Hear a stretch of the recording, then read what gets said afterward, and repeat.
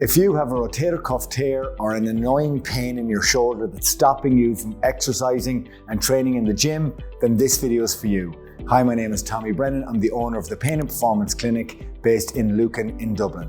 So, rotator cuff tears can drastically inhibit your daily life, but also have a major impact on what you can do in terms of exercise and gym training.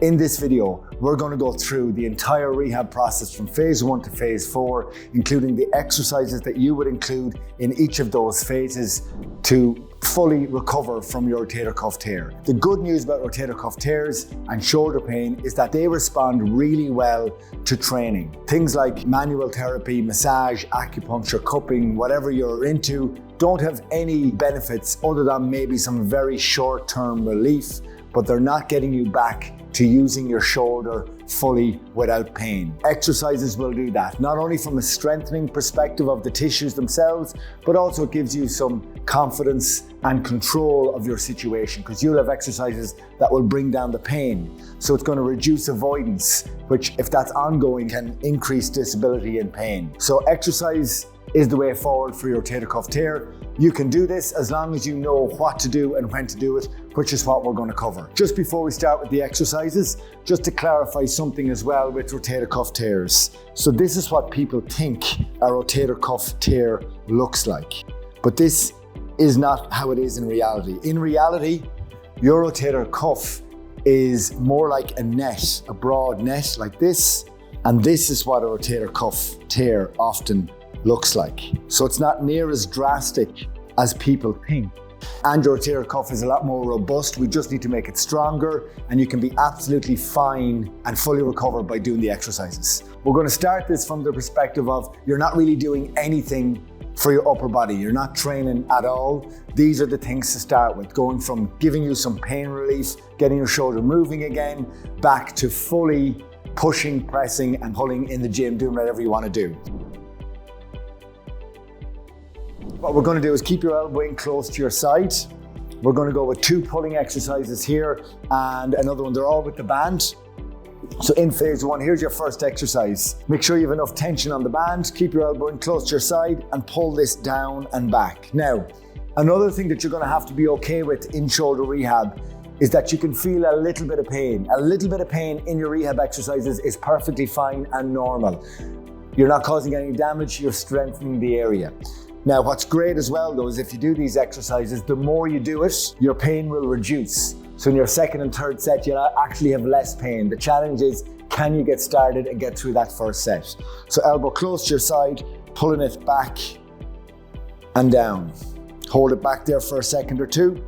So most people don't have pain along the front and top of the shoulder. This works the opposite side here.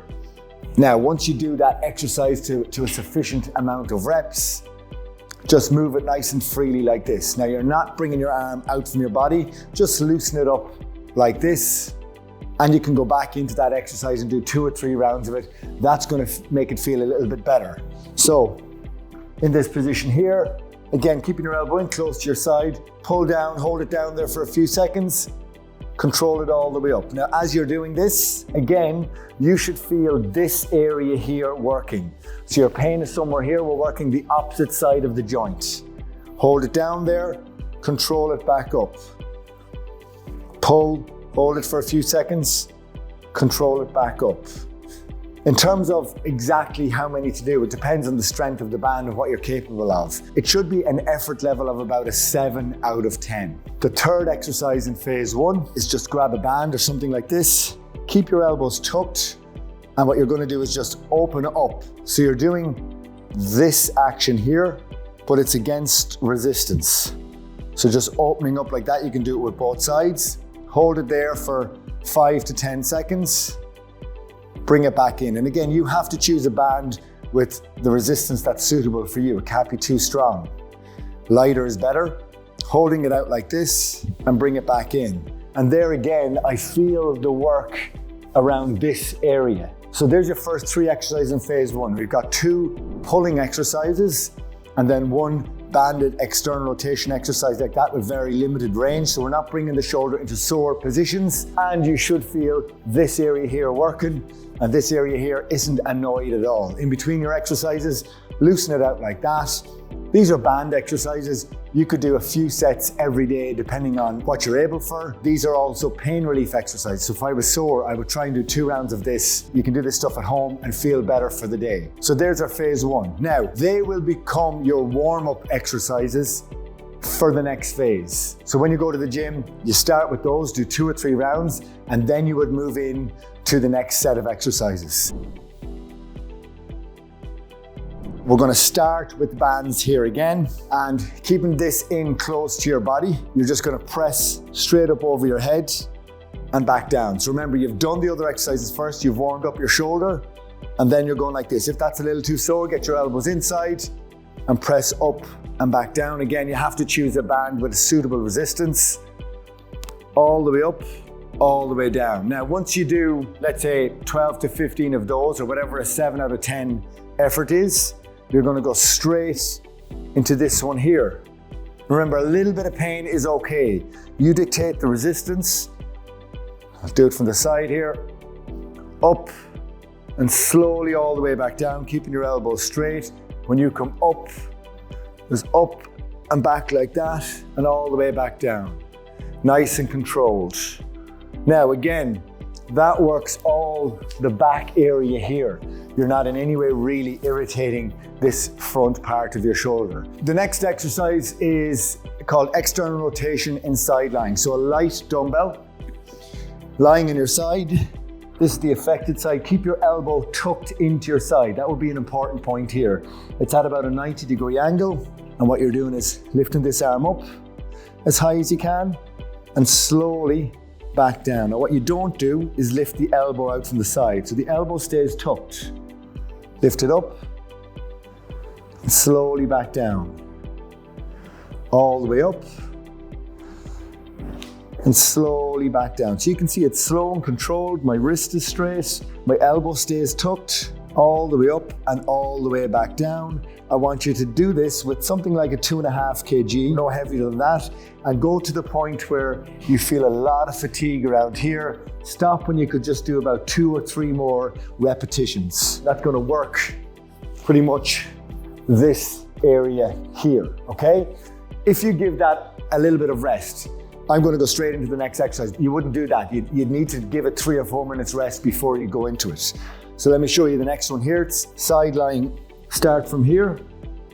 Side lying straight arm. Again, a lightweight. Slow all the way down. And from there, all the way back up. So you've done your bands for your warm-up. You've done the previous exercises. And then you're into this one here. Nice and slow, all the way down. You keep your hand in line with your shoulder. And then the finished position is with your hand directly above your shoulder here. And again, you should feel fatigue coming into the back of your shoulder. There will be weakness associated with your pain, so this will fatigue it. Go to the point where you could only do 2 or 3 more repetitions. You should feel a lot of work through there. And the final exercise in phase 2 is a heavy enough row. With a sore shoulder, we generally can pull pretty heavy, pretty early on, so let's start doing that. Again, keep your elbow in close to your side. If I'm going here in this position, keep your elbow in close to your side. Pull, hold it there for a few seconds, and all the way down. Hold it there for a few seconds, and all the way down.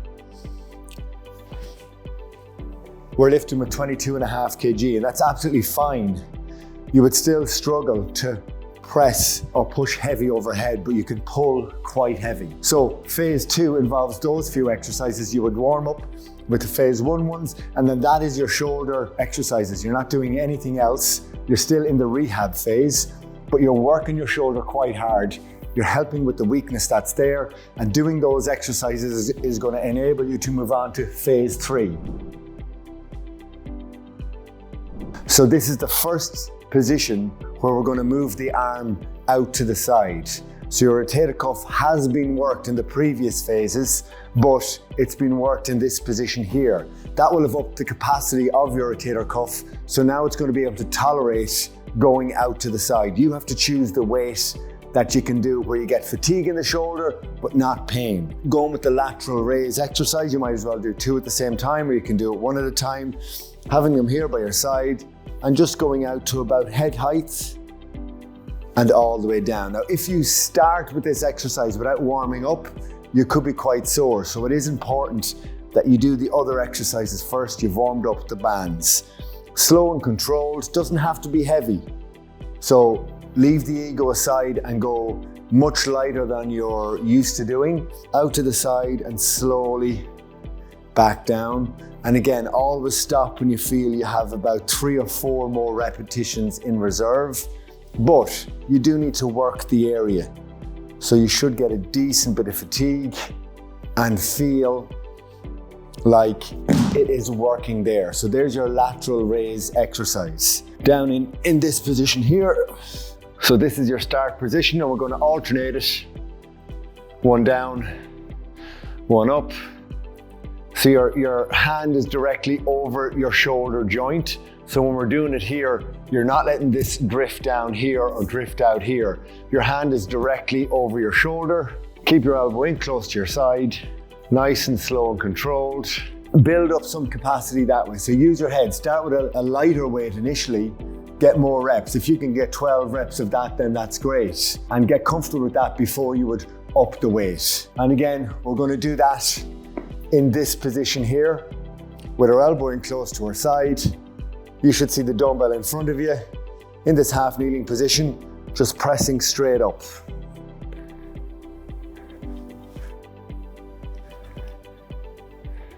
Rest it there, straight up. So when you're doing that, try not to let the dumbbell go forward there. It should be going straight up over your head and back down. Elbow in relatively close to your side. That's not as challenging as having it out here, which we're going to do in phase 4. The phase 3 exercises. You've all warmed up with phase 1 and 2. You're going lateral raises. We've started pressing and we've started pushing. You need to get comfortable with those positions. You might have to do that for several weeks. Choose the appropriate weight, build up some capacity in your shoulder and in your rotator cuff, and then you will move on to phase 4.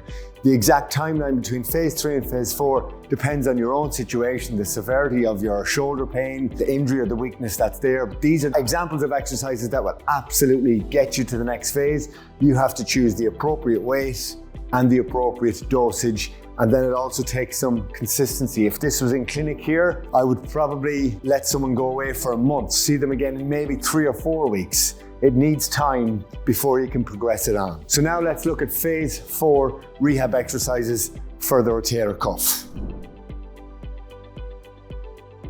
Okay, so now let's look at phase 4 exercises for your rotator cuff injury. So the first one is the sideline windmill rotation. So what you're going to do is lie up on a bench, get yourself into this position here with your armpit over it like that. Now, it's a light weight. Starting from here, you're going to bring this up. In this top position, when your hand is over your shoulder, rotate it and bring it back down here so it goes behind your hip.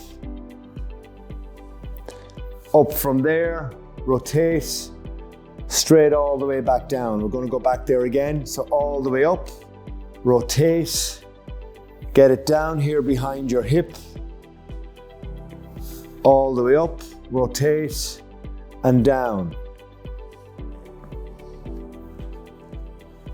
Now there's no real hiding place here for a rotator cuff issue, as long as you start with a light weight and go to the point where you could only do 2 more repetitions. That should really fatigue the shoulder here. You're looking to get like very, very minimal pain. In an ideal world, you've warmed up at this stage. You're not jumping straight into that exercise, but you're looking to get a lot of fatigue in that shoulder. So go to the point where you could only do maybe 2 more repetitions. It wants to be very, very tired. What you should also be able to do at this stage are some plyometric exercises. So you might start off with just taking your weight like that. If that's okay, what you can do is you can push back up as well. And a next progression from that would be change the angle here.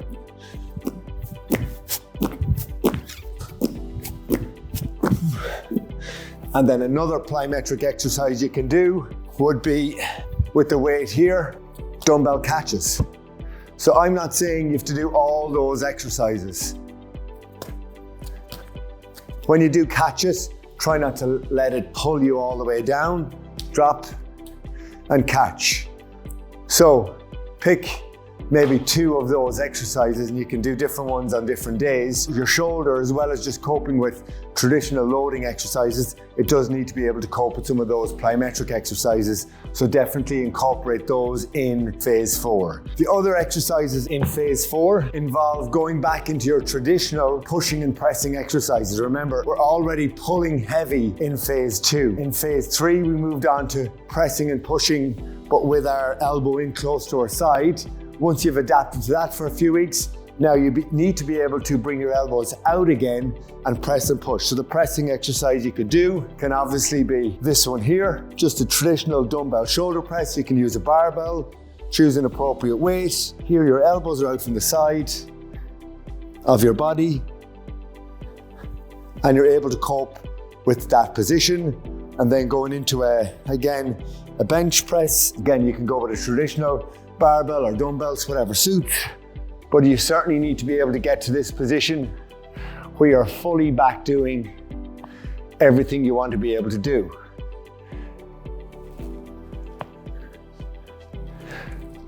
Nothing is off limits at this stage. You will be down on your weight a little bit from where you were at your best. If you start a little bit lighter and work quite a bit of fatigue, you will then be able to go from your 12 reps to upping the weight, bring it back down to 6 reps or whatever you want to do.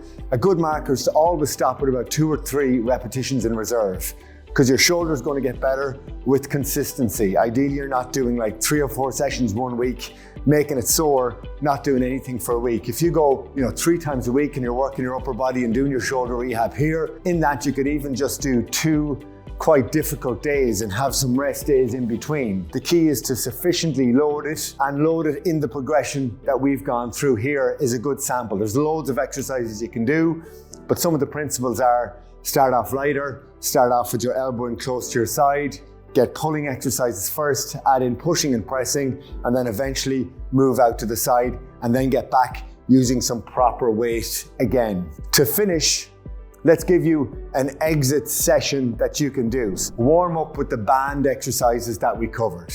Do a good warm up with those. 2 or 3 rounds should take you 5 or 6 minutes. That should be your starting point. You should be full on pressing, pushing, and pulling, as heavy as you want to be able to do.